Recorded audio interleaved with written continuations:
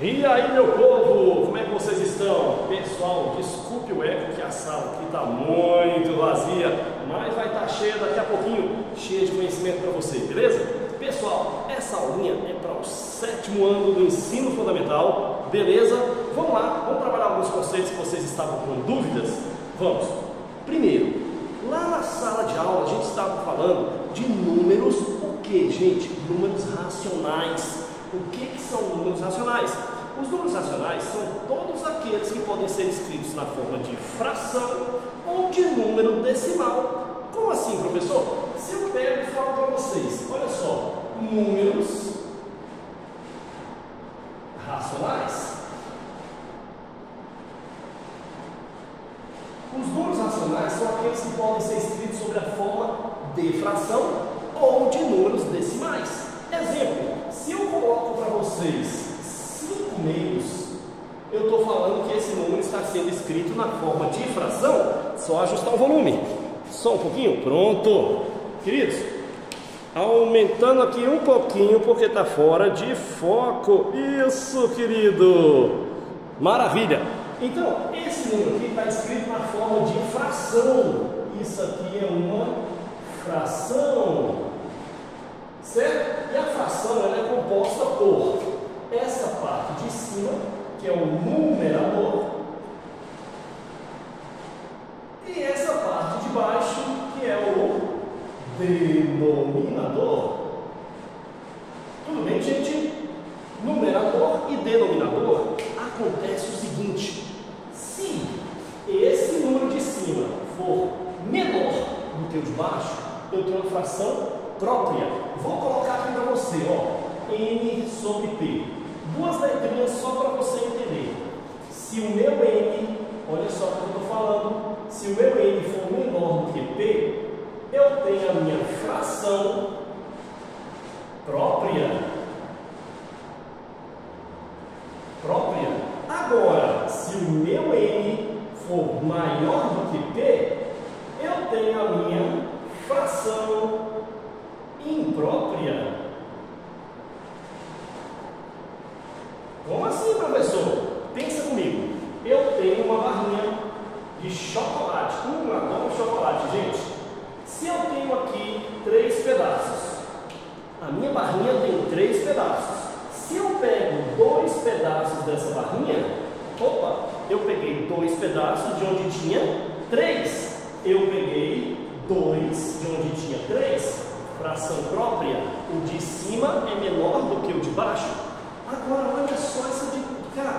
Eu falo que eu tinha uma barrinha com 3 pedaços, certo? Mas eu falo, eu sou muito guloso. Eu queria 4 pedaços. 4 pedaços, uma barrinha não vai ser o suficiente. Eu vou precisar de outra barrinha. Então, gente, se eu preciso de outra barrinha, olha só aqui.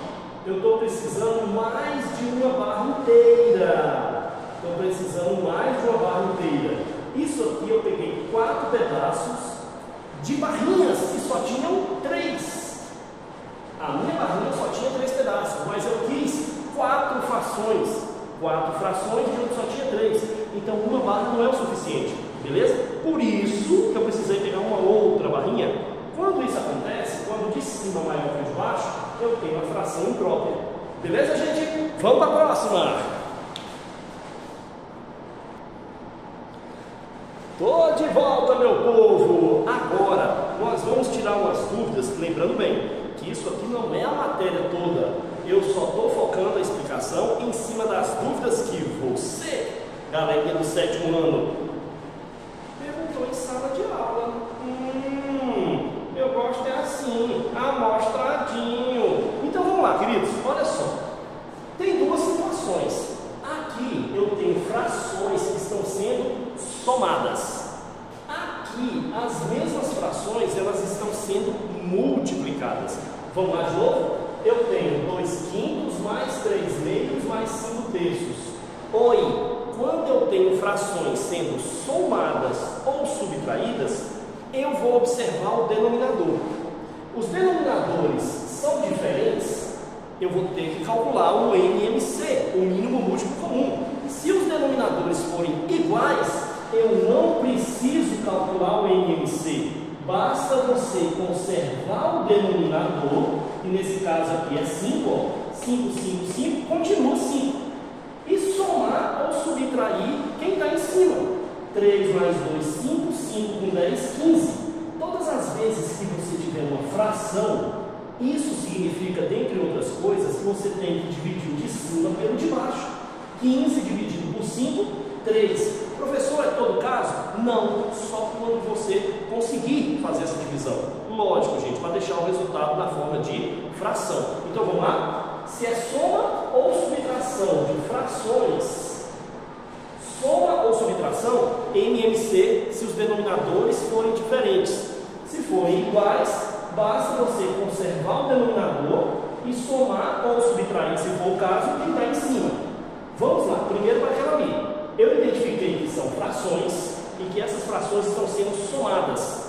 Beleza, já é MMC porque o denominador de cada uma delas são diferentes. Como é que eu faço a partir de agora? Eu vou fazer a fatoração.